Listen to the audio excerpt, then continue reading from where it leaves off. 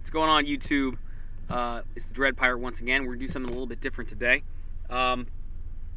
So it's August, Halloween's on its way here, and I've already started watching horror movies because, for me, every day is Halloween.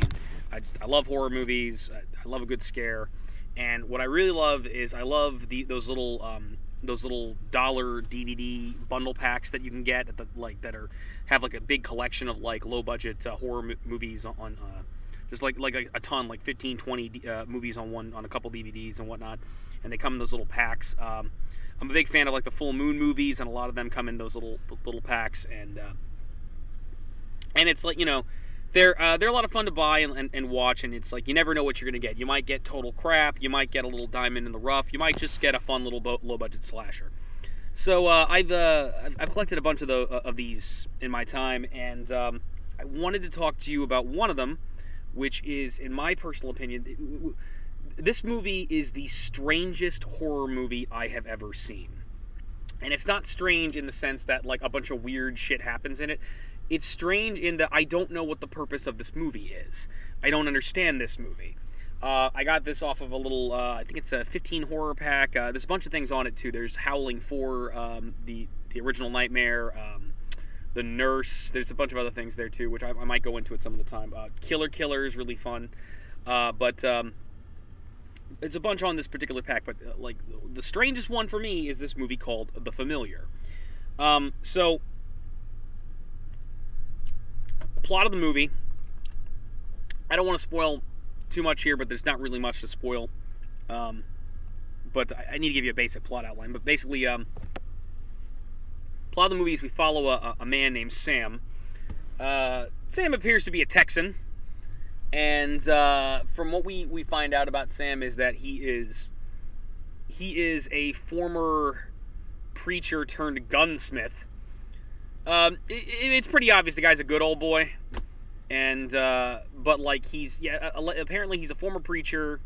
Now he makes guns. He is the most cowboy Texan pastoral character I've ever seen in anything. He lost his wife, and he's struggling with that. He's starting to drink. He's thinking about committing suicide, and then his wife's sister shows up, and it's this pretty redhead, and she starts living with him, and I think it's basically she returns because of her sister's death, and she just asks if she could just stay with him for a while, and as he allows her to stay with her for a little bit, and as things go on, it suddenly becomes apparent that there's something not quite right. They start getting haunted by some kind of malevolent force or some evil presence. And apparently it's some kind of malevolent creature that attacked him when he was a child. And so that's the basic setup. And now I'm going to go into spoiler territory, because in order to really talk about why I find this movie bizarre, I have to get into the meat and potatoes of what's going on here. So anyway, this thing's a demon. The thing that's stalking them is a demon, and it starts possessing the sister-in-law, and then it's trying to seduce Sam and get to him, because it targeted him when he was a child, and then at the same time it's now basically, now that he's vulnerable and weak and he's dealing with the loss of his wife, it sees the opportunity to come in and take over his life. All right, so why do I think this movie's so weird? Okay, so this movie, as far as I can tell, in addition to being a horror movie, is Christian propaganda. This movie is so strange because it's done like a lot of these new modern Christian movies that are coming out. It's done stuff like God's Not Dead, but it's a horror movie, which is weird. Typically the Christian crowd doesn't really especially the very, your grandma who goes to church all the time doesn't watch horror movies as a rule. That may be a stereotype, but stereotypes exist for a reason. It's very much this movie is very much a piece of Christian propaganda. And what's kind of baffling about it is it's very much the whole point is it's a demon, and there's a scene early on where she's wondering hey, I've been hearing something weird too. It's like, do you believe in spirits? And it's like, yeah. And it's like, and just early on, he has a line where he's reading scripture to her, and she's trying to ask him more questions. And was like, how do you know the good spirits from the bad spirits? And he's all like, Jesus. And it's like, well, what? The bad ones really don't like that name. And that's a plot point that comes up. It's like just saying Jesus pisses off the demon in this movie. Like seriously, we don't get into any kind of nuance. We don't get into anything like more elaborate or like anything as sophisticated as say like Poltergeist or something Lovecraftian, where it's like it implied that this is kind of beyond our basic spiritual understandings. No. The bad guy's the devil in this movie. This is a very Christian movie, but it's really. It feels like something that someone would put on and watch and make you watch to get you to go to church, and that's what's really bizarre about it. There's a scene that like I have to talk about this. There's a scene in this movie where wait a minute. I'll get to there in a minute. I'll get to there in a minute because I gotta build this up. All right. So, but there's other things about this movie too. It's like on the one hand, it's very much like trying to get you to go to church, but at the same time, it's like, as I think part of what works for me as a movie is like they start kind of. I've done a little bit of kind of ghost hunting in my life, and kind of interacting with like spiritualists and people that are like claim to be able to talk to the dead and whatnot. And it's what's interesting about this to me is like the actual haunting and like the nature of the demon in this movie, and the response to it. The former preacher and his father, who's also a preacher, his kind of response to this whole thing is very much in keeping with what people typically do in the real world when dealing with quote unquote real spirits and real demons and things like that. It seems to be going into that territory. Like the demon starts having her like build these little markings all over the place that have its like, are essentially its symbol or its name, and it's like marking its territory. And so when they actually start combating the demon, like the first thing is they find all these little fucking bullshit markings that put all over the place, and they start knocking them over. They start smashing them. It's kind of like, it's essentially what she does is she like communicates with it, and she opens herself up to it, and then that's how it starts possessing her and taking her over.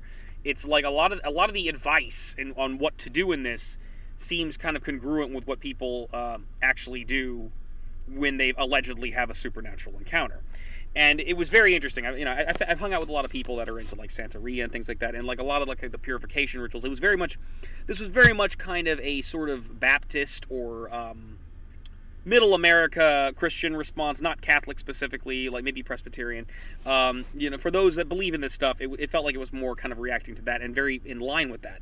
But it was also, again, it was very strange because it's like you normally wouldn't find this. You normally wouldn't expect this. It's like the horror movie crowd, it's not to say that they're not Christian. It's like, there are plenty of people, but like this felt like something a fundamentalist had made. This felt like something like someone who's either very religious or this felt like it was made by like someone who would not advocate watching horror movies. That might be a big real stick in the mud and pain in the ass about it, and yet it's here.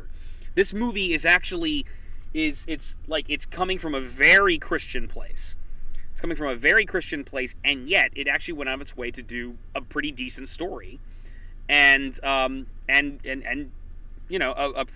fun little horror movie. I mean, it might just be that it kind of, again, since I've kind of had an interest in this kind of stuff, and interest in spirituality and whatnot, and ghosts, and it might just be kind of resonates with me a little bit better. But at the same time, it's very obvious Christian propaganda, and I haven't seen anything like this except for that one movie like Night of the Blood Freak that the Cinema Snob reviewed, which, if you don't know, is much crazier than this movie. It's an exploitation movie about a guy who goes to like a sex party and meets a Christian lady there, who, while people are fooling around having sex and doing drugs around them, they hook up, and she starts trying to convince him to be a Christian, and then he eats an experimental turkey which turns him into a monstrous turkey man. And as a monstrous turkey man, he starts running around and killing a bunch of these druggies and drinking their blood, and he's only able to, and the girl helps him like become normal again by having him convert to Christianity. And so he converts to Christianity, he prays to God, and then he's no longer a turkey man anymore. It's like the power of God turned him, like cured him of this mutation that he went through. It's like Bible Man. It's like that. It's that out there and crazy. It's like, I love it. That's what it reminds. And then there's like a whole scene where it's like this weird, obvious exploitation horror movie with sex and drugs in it, yet it's got a Christian message. And it's like, this isn't anywhere near as that bad, but it's like, yeah, like there's the scenes where like there's a lot of drama going on between the Laura, the sister-in-law of Sam, the preacher, where it's like it's implied she's basically she's basically possessed during the whole thing, but basically she's actively trying to seduce him, and it's like there's kind of some tension going on there and some romance going on in that regard. And at the same time, it's kind of tame because like she tries seducing him by doing like this little strip tease, this very modest. Mind you, the actress playing her is very, very, very easy on the eyes, so it's not bad. But it's like it's a very modest like strip tease. And I think it's implied sacrilege because it's like she's doing it on this rocking chair that belonged to her sister. So it's like, so the demon's having her get all grindy on the chair that her sister gave her. So it's like that's what's going on. But like at the same time, it's very modest. So it's like you can tell definitely Christians made this. It's like there's no blood, there's no gore. It's very atmospheric. I think that's one of the strengths of this movie. It takes its time to build its stuff. So in that regard, it may not be for everybody. This is definitely a low budget film. This is definitely not for everybody. But it's like I honestly, I kind of like this movie. I like this movie partially for the weirdness factor of how much it perplexes me. But at the same time, it's like I was feeling for the character. There's things that are kind of ridiculous but are kind of awesome. Again, like Sam is such a good old boy that it's like, okay, he's really into guns, and like he has a reaction that I can appreciate, reacting to a demon. When the demon starts coming after them and attacking them at the house, his immediate reaction is get his gun. He pulls out a gun. Also, what preacher is like Spec Ops trained? Is this guy like former military? Because it's like, no, that multiple times when he thinks the demon's stalking him, he pulls out his gun and he starts walking around scanning the area, and it's like very professionally, like he's a fucking like a SWAT officer. It's like the guy. It's like this is the most Spec Ops trained chaplain I've ever seen. It's like, so there's that. It's like, well, again, it would make sense if he is a chaplain. It's just like, but just for a normal country preacher, it's a little unusual. But so there's that. He's got a best friend who's a fat cop who grew up with him and actually encountered the monster many years ago with him. And basically again Sam, he like gets drunk all the time and he starts drunk driving, but they're in the middle of nowhere. And since his friend Charlie's the town cop, it's like he always, he never pulls him over for it except until later in the movie. But it's like he lets him get away with it because they're friends.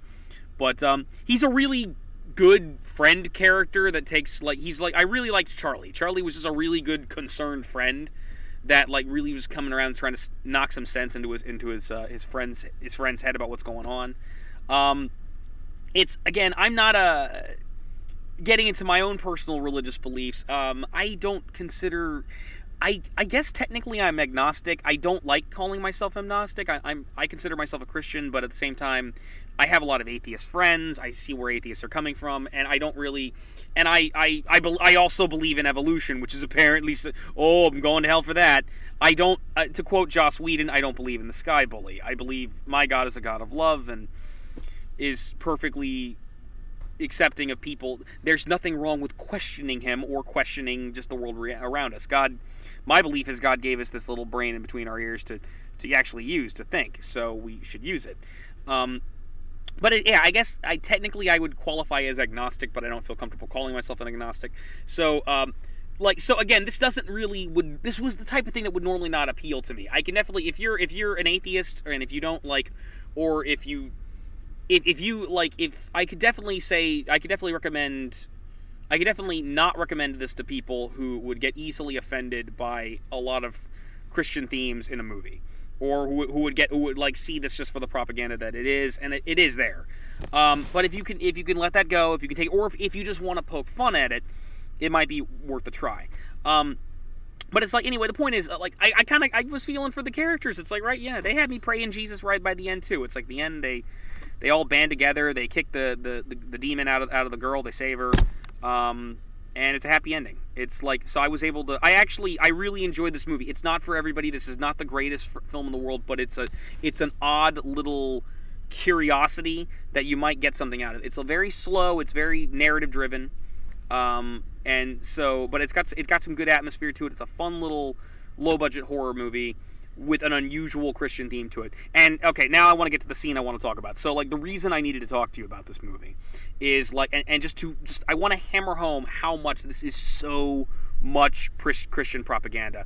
Is all right. There's a scene in this movie that is my favorite scene. That is one of the dumbest scenes I've ever seen. And it's so ridiculous, and it's so, and I think like on multiple levels this doesn't work, but at the same time, I see what they're doing here. So again, so like Laura, the sister-in-law, it's implied that like, you know, she's been running around like partying and whatnot. You know, she's a young 20-something. She's, you know, there's more to it that we learn later on when she's kind of like, she's perfect like born again. She's like by the end of the movie it would be implied she's kind of like a born again type character. You know, it's like, oh, I made so many mistakes, so I found Jesus. It's like she could very easily fit that mold. And again, they're not too crazy about it, but the idea is she's run around like kind of partying. She's gotten involved in like other mystics that are not Christian called the Light Seekers, which sounds like something a Christian would call a Wiccan group, and not without understanding what it is. And you know, it's kind of implied that she's a little wild and whatnot, and you know, he's you know, Sam's like having problems. He's doubting his faith, but at the end of the day, he's you know, he's kind of conservative. He's an older guy. You know, he's likes his guns. Make America great again. You know, make America great again for Jesus. It's like, well, again, that's this problem. He's not sure about the Jesus thing anymore because of what's going on after losing his wife. But so, but they're living together. He just like, yeah, you can stay with me. And again, he's working as a gunsmith. But he doesn't seem to have a whole lot of business. It's like Charlie's his only freaking Charlie's his only freaking like client. It looks like, but it looks he's got a little bit of money. He's doing all right for himself. But anyway, so there we cut to a scene just kind of out of nowhere, and she's working.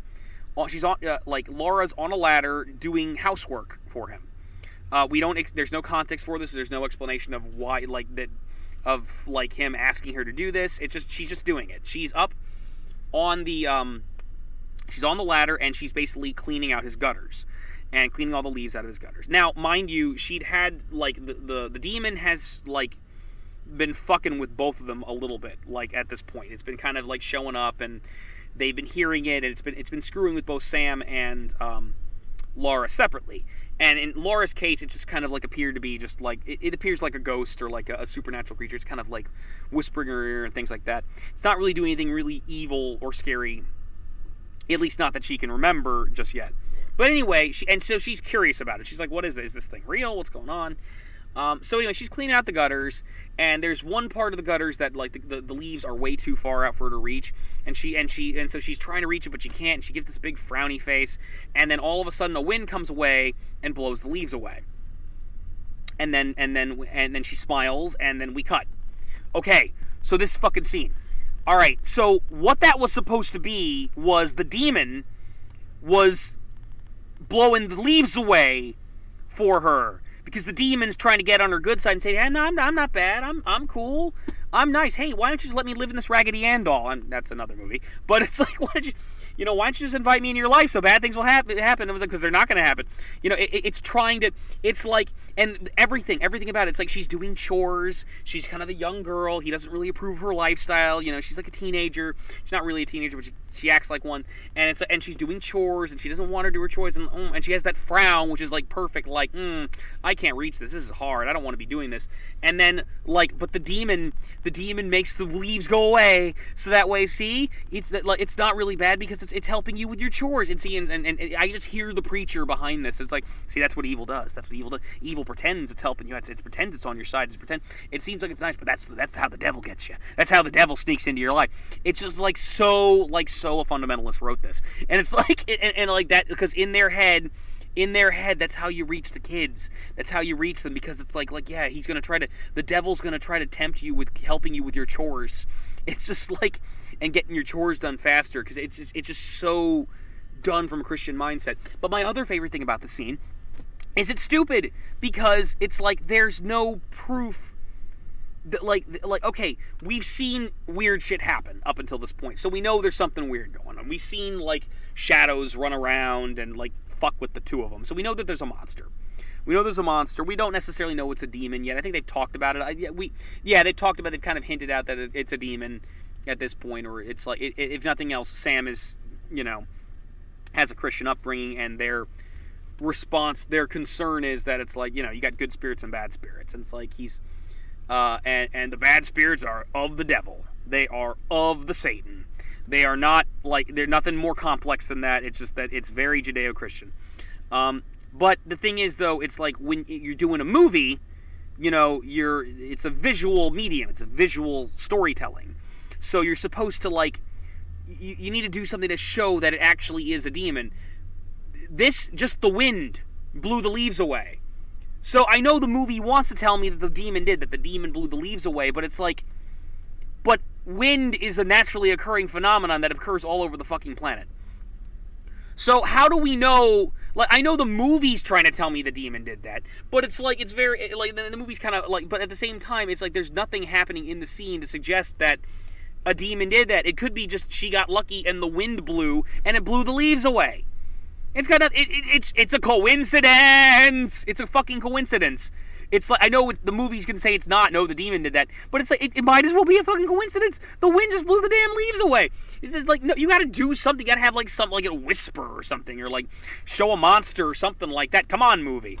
So I love it. So anyway, this is a fun little low budget movie that I recommend giving a watch. You could probably find it in one of these bundle packs. I believe the one I have is like a 15 horror pack, but you could also this is a low budget film that should be relatively easy to find. Give it a watch. It is not the greatest movie in the world. I'm giving it a 5 out of 10. If you need a 10 out of 10 rating, I enjoy it. It's kind of fascinating to me. It does things I like, but it's a little slow. It's got good. What the things it does well. It's a good B movie. It's a good, like, low-budget effort. Like, these guys didn't have any money. They just kind of filmed it on their farm, and they put a movie together. Like, for a bunch of amateurs, I think they did a good job. A very good job. They could definitely do a better job than I did. It looks like a movie. It acts like a movie. And it actually takes its time to build some atmosphere. So the things it does right, it does well. However, your mileage may vary given the fact that this is a very Christian film. But I think it's a wonderful little curiosity. I think it's worth checking out. You might get something out of it. I actually really, I like this movie, and it kind of made me feel good at the end. It's like, even the whole, it may be the Christian aspect of it may be a little corny, but it warmed the cockles of my cynical heart. So anyway, this is the Dread Pirate recommending with a mild recommendation for familiar. Check it out, and might talk about a few more horror movies since we got Halloween coming up. And so once again, this is the Dread Pirate saying, stay scared, folks.